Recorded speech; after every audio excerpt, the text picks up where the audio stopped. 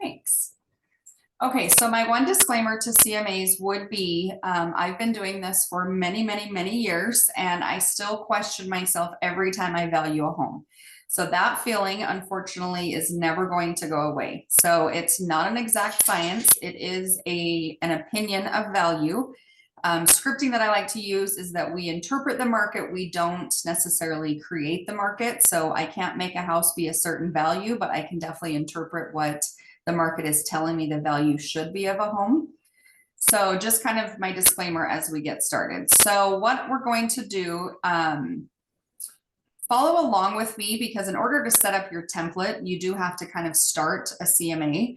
So I'm going to kind of give you the step-by-step, but if you can go through it once we get to the CMA report, I'm going to stop and have you guys create a template. If you can't do that right now or you get lost, just take a screenshot of it when I get there and I'll remind you again to do that.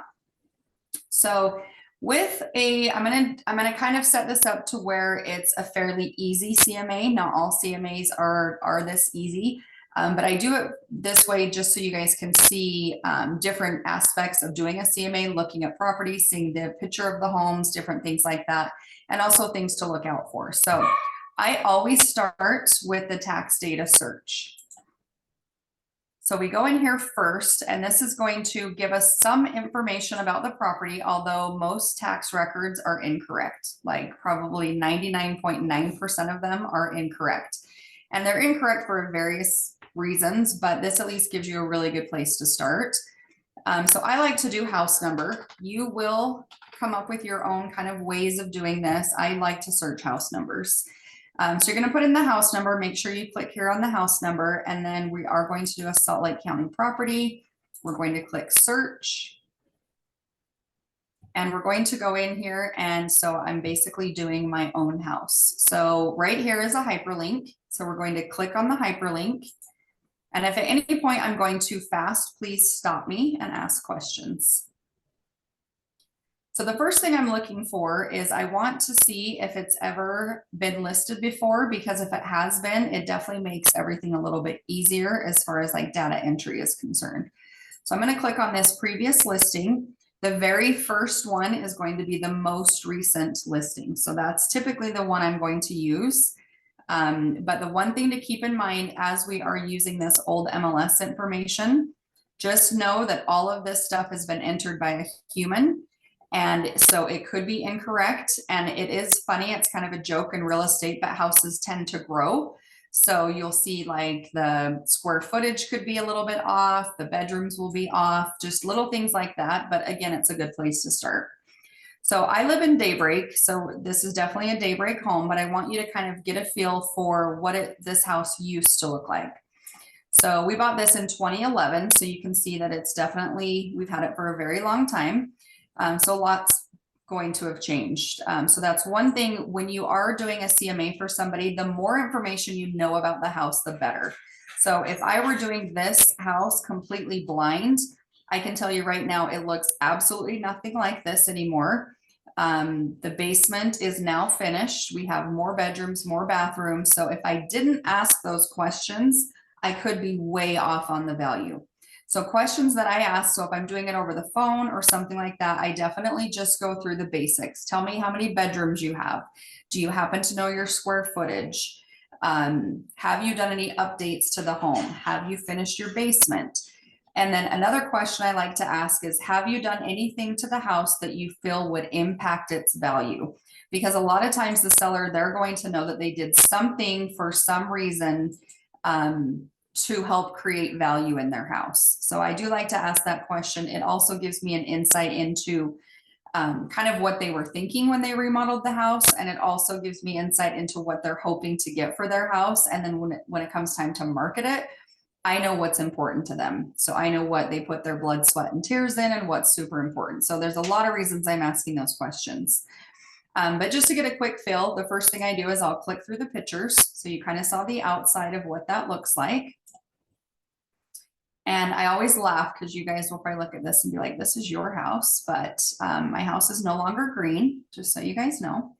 But that's also why it's so important to know what's been updated, right? So this you know, you have a living room, you've got a kitchen. I can see there's some stainless appliances, just different things that I'm looking for. Hardwood floors, which are not here anymore, but just gives you a quick glance into floor plan, kind of what it looks like.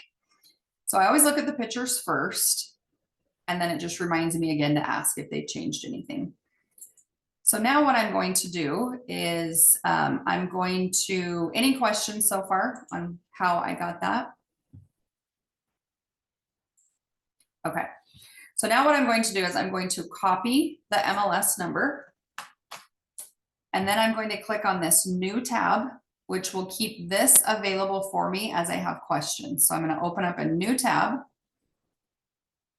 and then I'm going to click on the CMA. I personally use the UREA CMA, so somebody else may teach you a cloud CMA, and you may also want to learn the cloud CMA. I'd recommend you learn that straight from the MLS. There are classes on that. I do mine a little bit differently. I like to keep them very simple, and I like to just kind of do a quick rundown of what I think the home is worth, especially if I know I have an appointment. Ideally, I don't like to give somebody the value of their home without seeing their house. So that's kind of crossing over into a listing appointment, but just so you know. So with the MLS, it's always a little funky. So you will find I always say hit clear when we're trying to do something new. I want a completely clean slate. And now I'm going to populate the form. So now I'm just going to paste in the MLS number and hit go. So now what you can see is it's going to auto-populate, and something I do happen to know is the zip code has changed here since this house was purchased. It's important to know that. That's not going to come up a lot for you.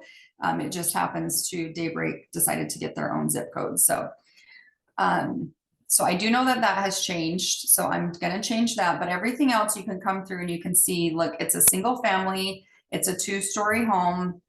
It's going to give you the year built range and a square footage range. So if you're taking notes, and I'm going to show you, I think we'll have time, I will show you how I manually do a CMA if we don't have an old MLS as well. So just so you know, kind of the guideline is when we're looking at year built, we want to go about 5 years newer and 5 years older when you're searching for the right comparable. Same with the square footage. So it's putting in a range about 500 square feet smaller and about 500 square feet bigger as a range.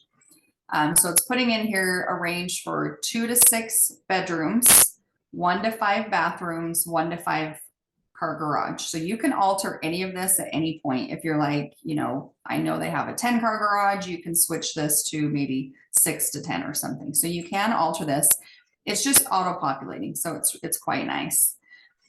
So then the next thing I'm going to do is I'm going to pull up comparables. So when you're pricing a home, an appraiser is going to tell you sold is the most important comparable. However, we need to figure out the whole entire story. So I'm going to pull all of these statuses. I'm going to pull active. So that's our active competition. I'm going to pull under contract because that's telling me at what list price did they actually bring in an offer. I'm going to do an active no-show, which is basically just an active property for sale that they're not showing currently. A backup is technically just an under contract that they are allowing showings for. And then of course we want our sold, which is one of the most important ones. So I'm going to put all of those in here, and then I'm going to remove the box. So right now it's saying there's 11. You want to look at this though. It is pulling in, it goes 1 year back automatically. So I'm going to remove that. And now you can see we're back up to 140. So now what I'm going to do is go back to number of days back. Instead of a year, that's just too long. The market changes too much in a year. So number of days back, right now in today's market, I'm probably doing 90 days back. And there's only been 4. So that to me is probably not enough comparables. So we will be doing this a couple different ways. I would like to have two to 3 comparables in each status if possible. That's kind of my guideline. So knowing that there's only 4 right now, that's not enough comparables for me. So now I'm going to come back in here and I'm just going to go 120 days. And now we have 7. So I'm going to start with 7 and see if they're good. If they're not, then we're going to search another way for these properties. And when I'm doing a CMA, I do always keep a pen and paper next to me. I like to look at this as it's a big puzzle and we're looking for all the pieces to put it together. So I keep a notebook next to me because I'm going to start writing MLS numbers down, and you'll see why in just a second. So we're going to pull these up, and this is where participation is good. So I'm going to pull these up into an agent full report, and I want you guys to tell me if you think they're good comparables and why. And really, I'm just giving you a first glance to look at this. So what you've seen on the previous property, and I'll give you a little reminder. So just kind of looking at even the picture, knowing it's in Daybreak, kind of knowing the style, just what you see at first glance. Do we think this is a good comparable? And why? The house isn't in Daybreak, right? The one you're showing? Yes, and you live in Daybreak too, right? So that's, Yeah. you know that. So yes, so this is a little caveat with Daybreak. We do want to stay inside of Daybreak. So good eye, not in Daybreak, so I'm instantly going to remove it. So that would be my first thing in a Daybreak home.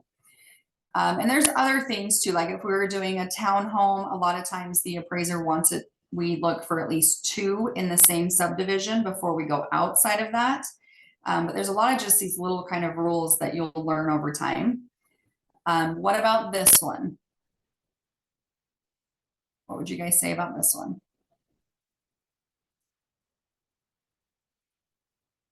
So it is in Daybreak, so I like that. Kind of looking at the outside, and Daybreak's very unique. So the outside of the homes do not all look the same, so we can't judge too much off of that. But kind of going down here, we can see square footage. If you remember, the square footage of this one is 4516. And remember that it automatically populated that 500 range, so it should be within the right square footage. It's important to know too, so our property here is only showing 4 bedrooms. The property now is 6 bedrooms, and I would know that by asking. So now we're within that, you know, it's only 1 bedroom off, so I think that's good. This home was built in 2005, our new comparable's 2007, so that's great. I know, talking to my client, that the basement is finished. So it's going to be pretty important to have a finished basement, although we can adjust if that is not the case. But overall, I would say this is a very good comparable. So I'm going to keep it. And I don't know if you noticed the last time, so I'm unchecking these to either keep them or not. Can you see that? So I'm going to go ahead and keep the check on this one. And I'm not even going into the property yet, because right now I'm just looking for kind of at a glance good comparables. So here's another one. Just again, quickly at a glance, I know that it is in Daybreak. It appears to be a 2-story, so I can kind of look at the picture. We're within our square footage, we're within our bedrooms. This basement's not finished. And again, that's okay. I'd prefer to compare it with people with houses that are finished, but it's okay that it's not. So I'm going to keep it just only because we don't have a lot of comps is the only reason I'm keeping it. And I'll show you how we make the adjustment. But I'm probably also going to go search for more comps. So then going down to this one, what would you guys say on this one?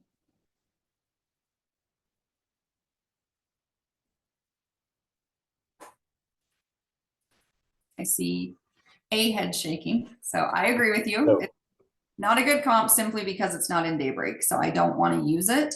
Otherwise, it really is a good comp. So if I had to go outside of Daybreak, and sometimes an appraiser will do that, but not very often. There's enough cells inside of Daybreak that they wouldn't go out. But square footage, bedrooms, fully finished basement would make it a semi-good comp, but instantly I'm going to remove it because it's not in Daybreak. So we're going to get a lot outside of Daybreak for some reason. It's probably the square footage. So not in Daybreak. I'm going to remove it again. Also not in Daybreak. And this one is in Daybreak. So it does not have a finished basement. So I'd really like to find one. I'm going to keep it for now, but I don't love it. And then if I click update results over here on the left, this shows me the comps that I'm left with. And now we're down to 3, which is not, it's just not very many. So what I'm going to do is I'm just going to write these MLS numbers down really quick. And we're going to search for some more.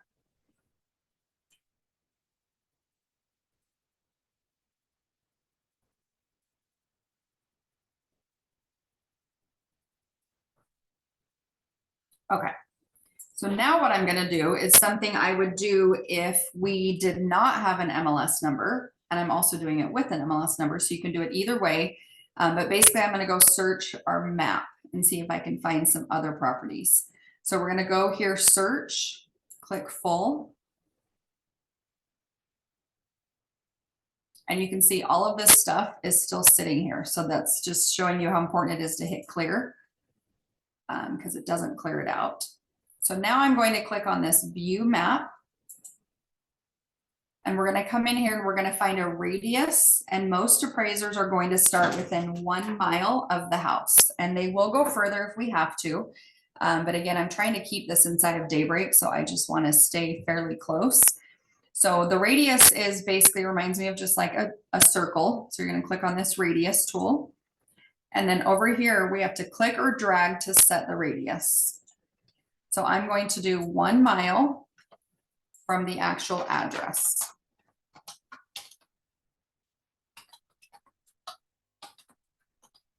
And you don't have to have the whole thing in here. Like I probably don't even need South Jordan, but I'm going to put it anyway.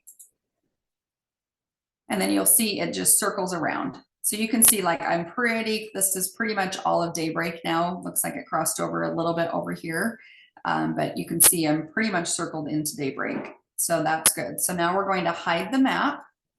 So now we've set our location. So I have to go through and manually enter what I'm looking for. So I'm going to go back and do active, under contract, active no-show, backup and sold. And then we're going to do a single family. And it could be that we have to change the style. I'm going to stick to 2 stories and see what I can find. Ideally, we want to compare the same style with the same home. Not always possible, and it's okay if we have to go searching for something different, closer to maybe square footage or bedrooms and bathrooms or finished basement, but try to stick to the same style if you can. And then just note, like even in here, it's good that you guys know what the styles are, but a lot of times, like in some of the older homes on the east side of the property, a rambler could show up the same as like a bungalow. So there's just different things where you might have to compare 2 different styles that are very similar to each other. But for now, we're going to stick to 2-story. So again, it went 1 year back. That's just too far. So now I'm going to come down here. We're already within our city and our county because of the map. I could narrow this down. What are your guys' thoughts if I type in Daybreak? Have you noticed anything that would make you either like this idea or not like this idea?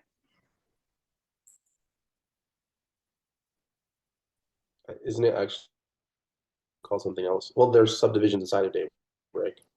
Yes, there could be different ways that people could enter this in. So a couple of the comps that we looked at, somebody entered them as Kennecott, which is unique. So some people do it as Daybreak, some people do it as Kennecott Daybreak. There are different subdivisions within Daybreak. So this may or may not be a good idea. But I just wanted to show you, if you're outside of Daybreak and you know like the subdivision name, sometimes it is a really good idea to narrow down. So you could even do like, say you were looking at, I don't know, Harvest Villas or something like that. I would type in Harvest and not put in Villas in case somebody accidentally typed in Village.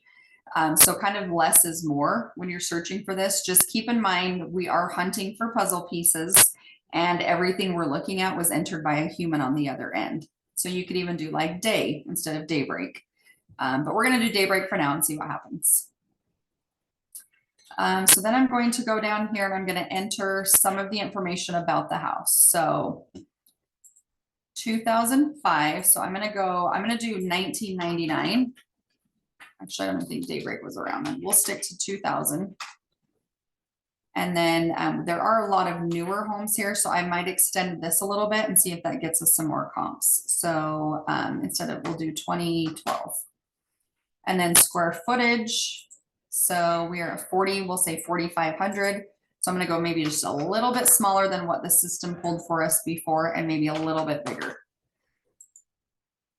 So we're down to 220 matches. But we have not narrowed like days or anything yet. So down here, I'm going to do, you can put in totals here. So I am going to do a total of, let's do 4 bedrooms because I am looking for the finished basements. And I'll just leave this other one empty. So we don't have to do, we don't have to cap it at 6. We'll just say 4 plus. Bathrooms. So bathrooms can also be one of those where people will put them in not 100% correct. So this is saying 2 full baths, 1 3/4. So I'm just going to say I'm looking for at least 2 full baths. You can also use this too, where it says total bathrooms. And this includes half, 3/4, and full bathrooms. So now I'm going to keep going down here to, what else can we narrow by? See, we did square footage. So I'm going to do 3-car garages and try to find another 3-car garage. So we're down to 120. Let's go back and do the days, the number of days, and see what this narrows to. So we'll start with 90. And we have none. Let's see, why do we have none? I don't always trust everything that I'm pulling up either. So I'm looking to see if anything has been stuck as far as sold. Or it could be this again. So we're going to remove the subdivision. We still So you have so many more choices. You have set your own system, right? Yes. And so by going into the optional create my own form, Mhm. then I'm going to have those same options. Yep, exactly. Okay. So I'm just trying to figure out like, what is stopping this from showing? We already know there's something there because we found them before. I'm going to take my bathrooms out. Don't know if that would really matter, but something is preventing us from finding comps doing it this way. You can also see why I like the copy paste too.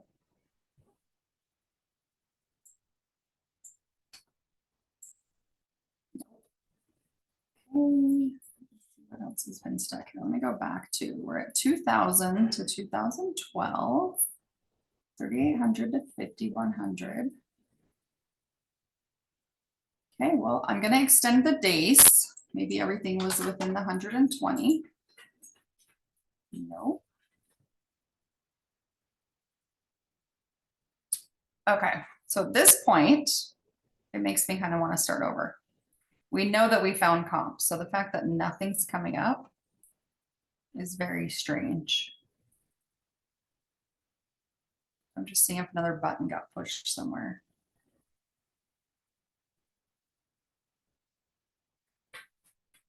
I can't imagine there's no 3 cars, but it's the garage. Okay, so we found 2 more. So I'm going to look at those and we can adjust for the garage. Ideally, we want to compare it with 3 cars, but we're not finding those. So I'm going to pull these up and we'll just take a look at these. So we already have this one. So that tells me it's a good comp because we've pulled it twice. And this one is a new one. So again, basement's not finished and we know it has a 2-car garage, but again, I will show you how we can adjust for this. These are not ideal comps for me, but you can see this is not always just a quick and easy copy paste. So I'm going to take this one and write it down. Oh, we did already have this one. Just kidding. Okay, so we literally did not find any new comps. So I'm going to start this over and just see if something was stuck on here. So I'm going to do it very quickly. As quick as my internet will go.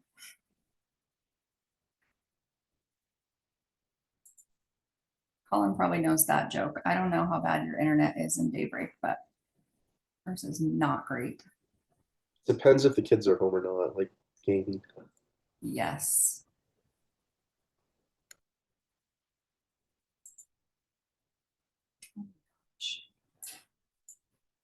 Only music played while we wait for the internet, huh?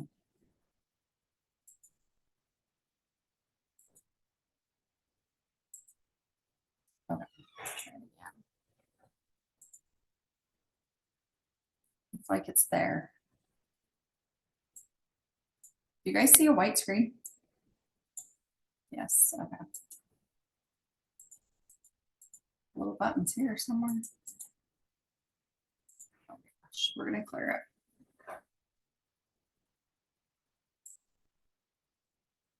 it. Some of these.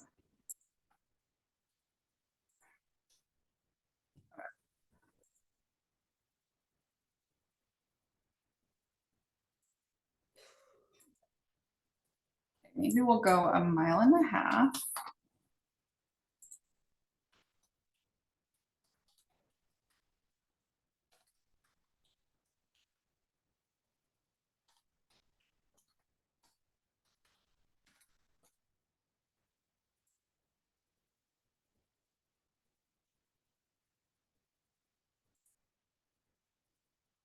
Okay, so I'm gonna go back into my status.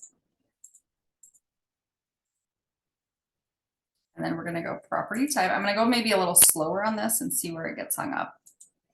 So you can see we're down to 322. It's going a year back, so I don't like that. So now we pulled up more, which makes sense. We'll pull in the 2 stories. And then I'm just gonna go straight to 90 days back. Now we're down to 50, so you can see it is the time that's really reducing. There hasn't been a ton of sales comparable to this house. So now we are going to, let's see, did I do 2-story? I did, okay. So now we'll go pick out the size and the year. It's probably the year because most houses here selling are newer. We'll do 2000. So there's still 50. Let's see what happens when I do 2012, 18. So that's kind of where it's probably killing us. We'll do 3,800. Oh, so it's the size. So I'm just going to click on these 3 right now and see what happens.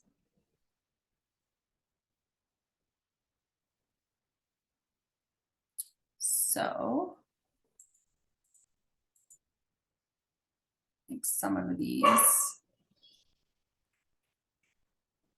Okay, so this one's not inside of Daybreak. We've already seen that one. And we've already seen that one. So this is just a super hard one to find comps for, which is going to happen. So what I'm going to do is I'm going to take the comps that we have and see if I can come up with a good value. It's also important that you know kind of what your client is wanting, because then sometimes I really am trying to justify being able to come up with that value. And so because I know a lot about this house, I know where I feel like it should be. And so we're going to run our comparables and start making adjustments and see if we can make that happen with the comps that we have. So now what I'm going to do is just come back in here and do the search MLS, and I'm going to put in the comps that we have found. And you can just do that with commas.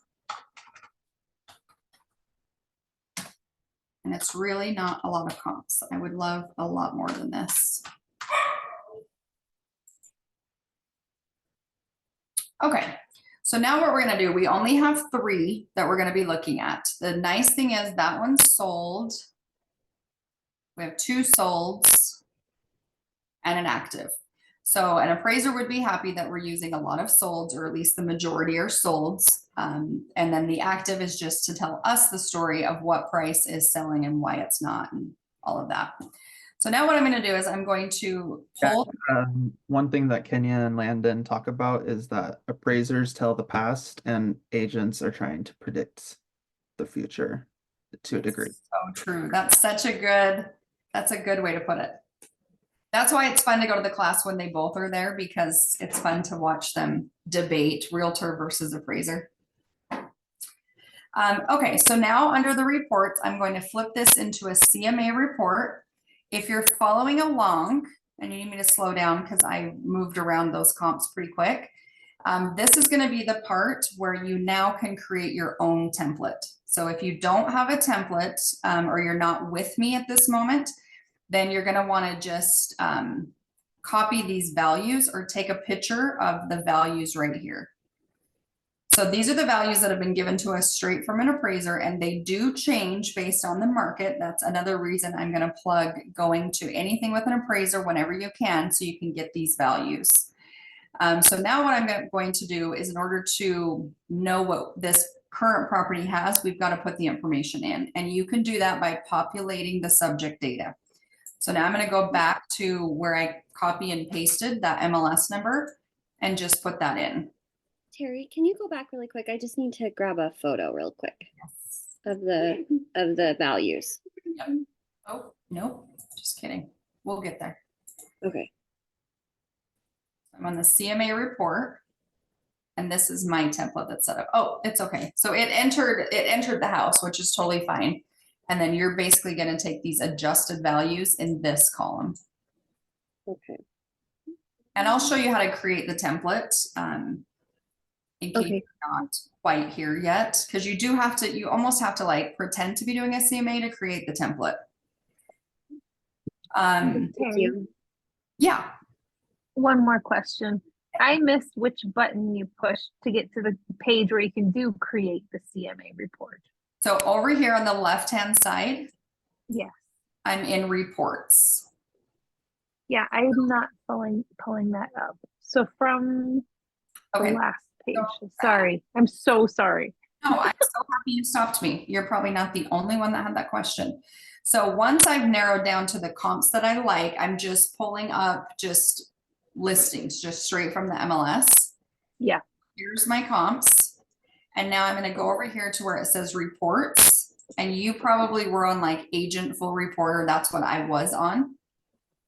And I'm just going to drop it down to the CMA report. Do you see that now? No, I'm not finding the agent full option. I think that's where I'm stuck. So you probably are somewhere on this search reports. Yeah. I've got that page. You got this page? Okay, so then we're going to drop to agent full report here. And then Okay, so that's it, because mine doesn't do a drop down. over here, you don't have a drop down? No. It says it should, but it's like in light gray and it won't. Oh, never mind. I had to select it and I'm just feeling dumb. Forgive me. Back to class. This is why we play on the MLS. You can't break it. Play on it as much as you possibly can. And I highly recommend that you take classes from the MLS, and I'll show you how to do that when we're done. Okay, so everybody's caught up to this point. So we're going to click on CMA report, and this is where it's going to put them side by side by side. So remember that we copy and pasted old information. So we do need to know if our information's updated, because you'll see over here, if you look at these values, as I start to update this home, the value is going to change. So you can come in here and just manually, like I know it's 6 bedrooms. I know that it's 3 full bathrooms. I'm trying to think. Yeah. And then we've got a half bathroom. Actually, we have a 3/4. And then the basement is 100% finished. So then if I look at that, I'm just looking to see if there's anything else that really needs to be updated. So for some reason, I don't have a value for these rooms. Jake, do you have a value on the rooms? I don't know why that's showing 0. Let me go back. So really quickly, we're going to mess with the template for a minute. So you guys all have a sample template. I was muted, sorry. Oh, were you talking? Yeah. I'm just looking at their adjusted values, and it says that the bedrooms are accounted for in the ground living, or the GLA, Oh, so maybe that's why he had us do it as 0. yeah. Okay, that makes sense then. I was like, uh-oh, that's 0. Okay, so everything else looks right to me. Carport, garage, yeah. So then you can see here, it's giving you a sold value of 711, and it's averaging our sold with our actives at 700,000. And then if you come through here, you can see where it starts making adjustments for like the bedrooms, the bathrooms. So what it's doing is it's adding, so on this particular home, it's adding $5,000 to bring that comp up to our subject property. Then you can see on this one, it's removing the value to bring it down to our comp, because you can see this one has way more square footage on that level, which is interesting because they all do. So it makes me question whether this is correct or not. I'll show you one way you somewhat can double check that. Again, you're going to have to really, the seller probably knows. But if we were to open up another tab, or we could probably go back to her. I think I cleared it out already. And then we're going to go back into the tax records and see what it says for square footage.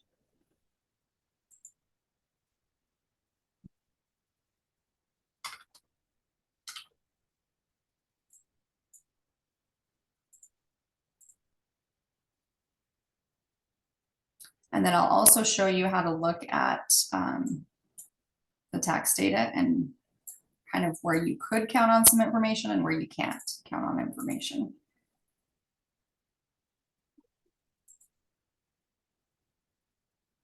So if we look at this, things that you can go down, I always get asked, is this the current value? So we'll spend a second on this. Is this the current value? That is not the current value necessarily. That just means that is what they're paying taxes on. So the county assessor is charging them taxes on this value. So it could be, so it does show here, these are other questions I get a lot. So year built was 2005 and effective year built is 2015. So that means that some kind of permit or something was pulled. So the county knows the home has been updated and compares it closer to a 2015. So we still have to say that it's a 2005 home, but when you're looking for comparables, you may want to look for something a little bit newer. So this could be something we could do. We could come in here and we could look at, because I only went to 2012, to see how it maybe compares to something a little bit newer, and we could maybe find some better comps that way too. So those are, That's very interesting. I really like that tip. yeah, a lot of people don't know what that means. That just means, and like even looking at this, I feel like we probably did our upgrades before 2015, but I could be wrong. But say your seller's like, oh no, we upgraded it in 2020. It could just mean that there were no permits pulled. So the city or the county does not know that there's been an update or upgrade made. And that's not necessarily a bad thing. In other states, it's a terrible thing without permits. Here, I'd say most of the time permits are not pulled. And really the only time I've seen it become an issue is if they structurally change the property and no permits are pulled. So permits to like finish a basement, to add a bathroom, things like that aren't going to come up in the sale of the home as an issue where they do in other states. It'll come up if they added a bedroom, because now they've added square feet and it's not recorded anywhere. So that's where it could become an issue. But anyway, square footage. So this is showing, so it is showing what's on the MLS. So it's showing base area is 1852, basement is 1852, and the upper story is 812. So when we're doing this, we never include the garage and we don't include the porch. Sometimes what you'll see here too that you can look for, and again, this is where it's crazy because every single one of these are a little bit different. It could say basement 1852, and then you could have another section here that says finished basement 1000, something like that. So that's kind of where people get their percentage of the basement being finished. Is it 75%? Is it 80%? Is it 100%? So sometimes that will be on here and you can kind of do the calculation to come up with the percentage. Otherwise, really the best way to get that is to either walk the property and really get a feel for how much square footage isn't finished, or you're going to walk it and say the whole entire thing is done. Like they finished every section of this, or they've only finished half of it, and just do calculations based on the square footage. We're also not going to include the patio. But any questions on those few things? That's me kind of double checking the square footage. It didn't look right to me.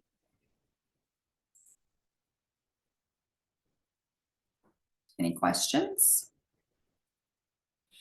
So when you are coming in here, so now that we're kind of at this point, so let me show you one other thing before I change that. So you can make a pretty CMA report. I personally don't like to do it. So if you, hold on, remove your faces. Okay. So up here it says create CMA packet. So you can do this, and this is where the cloud CMA is prettier than this one, and also probably why I don't care that much about the cloud CMA, because I personally don't take this in printed form with me. So it is pretty. I used to take it, and I'll tell you why I don't anymore, but you can go, okay, I want a cover sheet. I'm going to do the full comps. The photos would make this thing huge. I would not put comps in there. I'll do a comparison report. I'll do a summary analysis, and I'll do a map report. If I were to prepare this, this is what I would include. But again, I don't like to have these. But then you can do print PDF. And remember, this is an opinion, so you will be taught differently by other people. But it's kind of nice. So it gives you a cover sheet. You could put the name in there. It'll say who it's prepared by and when. And then it just gives them kind of a nice little, report in here that they can see what comps you actually used. And then the pages that I do like is not that one. This will print exactly what you just saw. Side by side. These are some of the pages that I do like. So sometimes if I have a pretty analytical person that I'm meeting with, I may print these and take these reports. Because then it just kind of shows averages, average price per square foot, your highs, your lows, your days on market, all of that stuff. So if there's any kind of change, anything like that. So sometimes if I want to have these numbers, I'll print these pages. I do like the map report. So it's kind of nice at a glance to see, like, this one is definitely a newer house. I know that just by its location, but it's kind of nice to see that all these are like kind of bunched up next to each other. So we know that they're very close in location, even though we're sticking within that 1 to 2 mile range. It's just kind of nice to see, that we hit the location right on. So yeah, so that is one of the reports you can make. The reason I don't take the report with me, I like to, again, just keep things simple. So I'm going to turn this, when I take it with me and I go to somebody's house, if it will go back. My computer's thinking. I will convert this back into, let's do refine search. I'll take this back into a client. Oh, we lost them. Into a client full report is what I'll do. So I'll just take oh, there they are, coming back. And the reason I do the client full report instead of an agent full report is now it's set up to say that it's presented by me. And if they say that I leave these on their table, maybe I'm competing with other agents or anything like that, there's no agent contact info on here. If they have any questions about this house, the only contact info is mine. So that's the reason you want to do a client full. On an agent full, it's going to show them exactly who the agents are. And you never know, somebody might be like, well, I'm going to call Trisha because she got this price, or I'm going to call Kobe because he got this price, right? And it gives them complete access to everything. So we really want to keep control of the information. We want them to call us. So Jake, we're going to say something? It's just a pet peeve of mine. It really grinds my gears. I don't know. When the agent full reports are like the flyers or whatever at open houses and stuff, because it gives way too much information to the public, like the owner or the owner type. And yes, or any remarks because the buyer financing failed, inspection wasn't completed. So that's not going to hurt to tell the public, but I've seen things on here like the roof is bad, we are working to get it fixed. Like, you don't want the public to see that, but it's important to have communication agent to agent. And Jake's right. If you just print this out, you're giving them so much information that they just really shouldn't have. I mean, all of this basically, and these remarks. So even when I'm showing properties and I print out a client's full report and take it to them so that they can have all the answers that they need. Yep. They basically get everything on the client full report, just no contact info and no agent remarks. So they're still going to get the remarks. They're still going to get whatever they're publicly telling everybody, but they just don't get kind of behind the scenes. So yeah, I do client full. So this is all I'm going to take with me is these comparables. I'm not going to take the report. And the reason I don't take the report, because if you sat down with me as a seller and I'm seeing this, the first thing the seller's mind goes to is they're zoning right in on that total price. They're going right here. So if in their mind, they're like, oh, my neighbor got 800, I want 800. They're like, oh, Terry's not the girl for me. I'm not going to hire her. And then anything else you say about marketing or even what we say about this report, in their mind, you're saying their house is worth 700,000 and they want 800,000. So I'm just saying, I don't like my number to be in black and white until I can show my value proposition, until I can help them understand how these are good comps or maybe they're not good comps. So I just don't want them to be distracted by my final number. I would prefer to sit down with them, go through this client report, and I literally, and then again, we're crossing over to listing appointment, but I will sit down with them. I will pull these up. I will go through the pictures. I'll see how it compares. You know, is this home more upgraded than theirs? Maybe it's not, maybe it is. So we're going to spend some time going through this. We're going to spend some time going through like the days on market. This one took 64 days. Do you have 64 days? This one listed at 824 and they sold at 750. So, you know, what does that tell us? That probably was, that price was a little bit too high. So I'm going to explain all of this to them, go through the differences. This basement's finished, but then we know that on these other comps, like, okay, this basement's not finished. So therefore we already know your house is worth more than this. So I'm kind of doing the give and take during the whole presentation. And then after I go through all these comps, I'm like, okay, so what do you feel like is a good price for your home?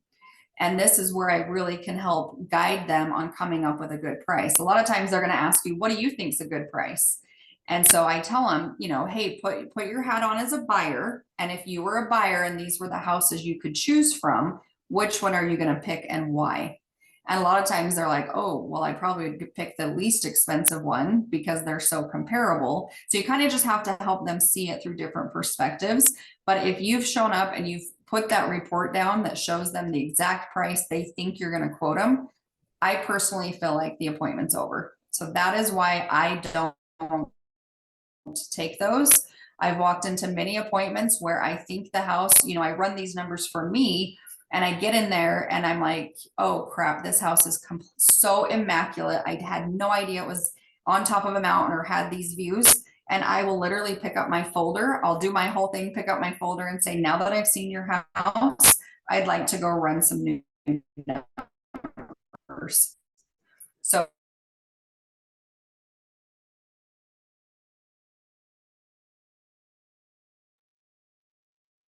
You cut out, or is it just Yeah. No, okay? it could be like bad service. It sounded like she slowly went away. Your turn, Jake. It's all on you now. Good luck. Well, to finish the sentence, it was I need to go run new numbers after seeing the house. I'm gonna text Terry.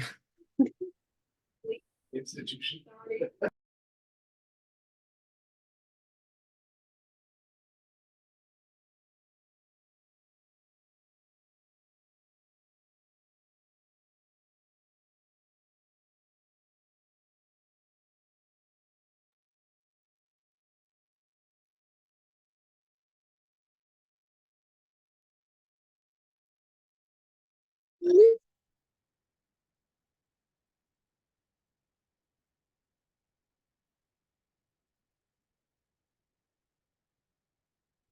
Well, we'll see if she comes back. Does anyone have any questions so far? I love your Spider-Man little long sleeve. It's so cute. No.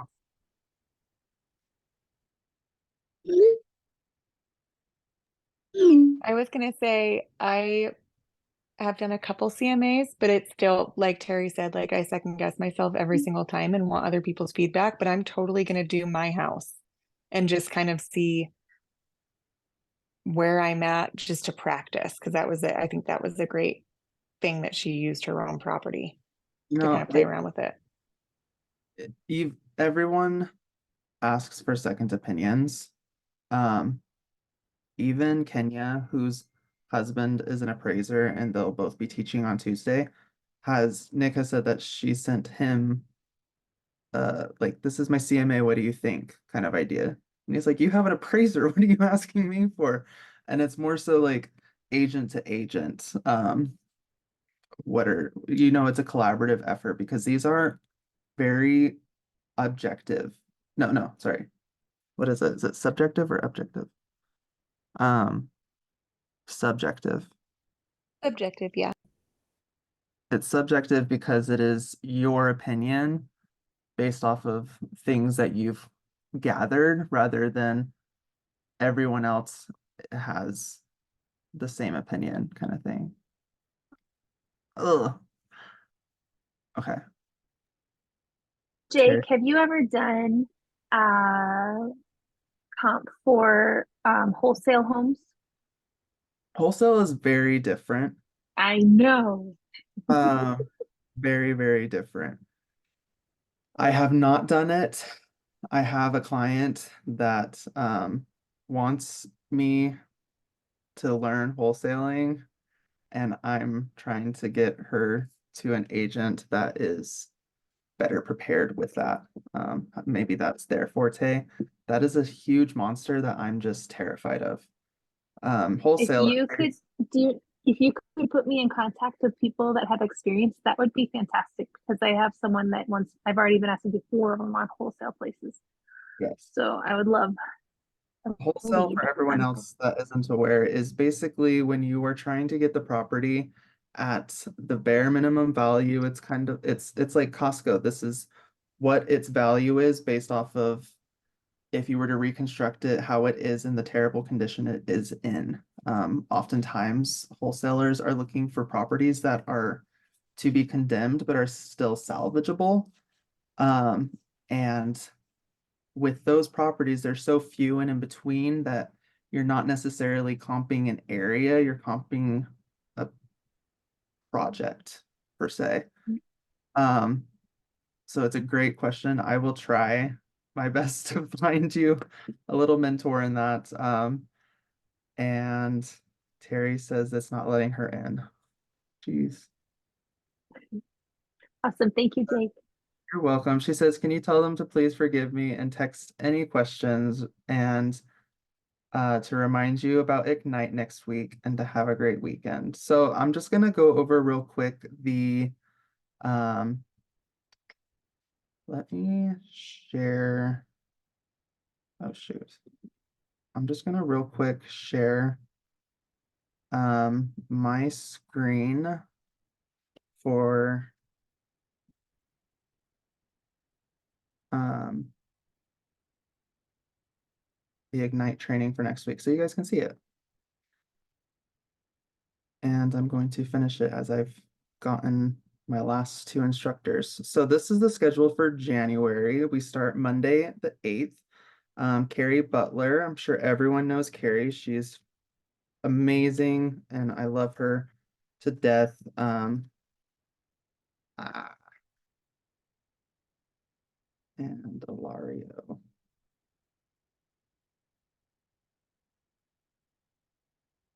She's very inspirational. If you haven't heard her story, she shares it. I get emotional every time I hear it. And true inspiration, really, like this is why she shares why she is here, and it helps me remember why I'm here as well. Mike Walters is from the KW Salt Lake City office and is phenomenal. He teaches lead gen, and oftentimes when I do a little spot poll from from agents that are in Ignite, they say his is one of their favorites. They just, oh, that guy from the first day. I'm like, Mike, yeah, he's phenomenal. But he goes over lead generation. He is one of I believe there's 3 owners for the Stern team. He and 2 partners bought the Stern team from Josh Stern, and he is great. Highly recommend it. Chris Harper, he is a part of KW Sports and Entertainment Division and is a part of an expansion group. So he is going to be teaching networking. He is a new instructor that I've gotten for networking, and I'm super excited to learn from him. Highly recommend coming to that. The day one is just going to be great. Honestly, they're all great days, and I know you guys can't come to all of them. But if you can make it to any of them, they're amazing. Ilario Serrano, an ALC member from the Utah Realtors office, is going to be going over database. He's taught networking before, and I'm super excited to learn about how he loves and grows his database. And then we talked about Kenyon Landon Arnett. Oh, I spelled his name wrong. Landon. Okay. They are going over CMAs, and they are incredible. Can't say enough about it. I think we've said enough. Then lead follow-up. One thing to note is that they are going to take an hour and a half this time. They have been confined to an hour in the past, and we tend to go over, or they just rush, and we wanted to give them the appropriate amount of time this month and see how that works. So they're getting an hour and a half on Tuesday from 10 to 11:30. And then Nick is going to talk about lead follow-up. After that, lending basics. This is an extra 1 credit, and Brant Money is he's a lender with IntroLend. He offices out of KW Salt Lake City. Ignite Bootcamp. If you attend 12 of the 15 classes, you will get 6 CE credits for Ignite. And for Brant's 1 hour, he will also give you an additional 1 CE credit for just attending his 1 hour. So it's great if you just need a little refresher about conversation topics to have with people that you're trying to pre-qualify with lending. It's a great opportunity. Winning the buyer. This is about buyer consultations. Ricky Eldrisi is an ALC member out of KW Utah Realtors. Super excited to learn from her. She's one of the top agents out of the Bustos Reardon real estate group, and super great. Love her. Win the seller. Jeremy Martin was a former lead listing agent on the Stern team and is still a partner with the Stern team. And he is going to be going over listing consultations. So we haven't learned from him before, and I'm super excited to attend that. That is Wednesday from 11 to 12. Thursdays, the person I started with on day one in Ignite, we were accountability partners. I love Rena so much. She was rookie of the year her first year, and is now transitioned to commercial real estate. And she's going to go over social media and how she's obtained leads and business from social media. So she's going to be great. Kimber Walton, we love Kimber. Great to have her for tech orientation. If you're new, this is super important. And if you're not new, she still goes over a bunch of the, what are they? Smart plans, ways to automate your business and the importance of them, how easy they are to use. So again, all these classes are so good. Dave Frederickson, he is the broker for the KW Salt Lake City office, and he was Realtor of the Year last year. We love Dave so much, Broker Dave. He's incredible, and he's going to be teaching you how to make and receive an offer on the MLS. And then we have Lisa Cacavella. She is in the Utah Realtors office and an ALC member. She's going to be going over negotiations, which is her favorite thing to do. Coming from New Jersey, she's like, we haggle over everything there. So she's really good at negotiations, and I love it when she teaches this class. Contract to close. Cecilia Cifuentes is one of the transaction coordinators for our 3 offices. We have Cecilia, we have Corey Miner out in Salt Lake City, and Michelle Miner in the Utah Realtors office, and Cece is in the South Valley office. Great resource. She's also my transaction coordinator, and she's going to be going over contract to close.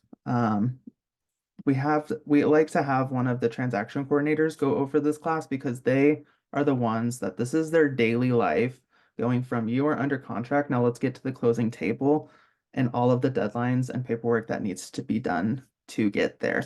So some agents just have a transaction coordinator and could teach this because, you know, as agents, I'm highly aware of everything that happens, but these people are there every day. So we like to have the best people teach these classes. And then Claire Gunn, she is one of the founding members of KW in Utah, has been in real estate for over 40 years. Her birthday was actually yesterday. And she is going to be teaching open houses. It is one of her favorite things in the whole world, and she is incredible at teaching it. If you have not taken this class with her yet, you have to take it with her. She's incredible. That is Ignite next week. I'm sorry about Terry's internet, but thank you guys for sticking around and hearing my little spiel. Thanks, And Jake. you're very welcome. You guys are free to go and have a great weekend. Did you have any questions? Oh, Janet, did you have a question? oh, never mind. Okay. And then Colin, did you have a question? Nope. Oh, bye. Thank Awesome. you. Bye. Have a great day. Thanks, Jake. I think I'm gonna come to a couple of those classes next week. Yes, we'd love to have you there. I want to come to the one that the Arnett's teach because I've heard it's really fantastic. So It is really, really good. okay, And one of these months we'll get it recorded. maybe this month will be it. Okay, we'll see you next week then. Awesome. Bye. Have a great weekend. You too. See ya.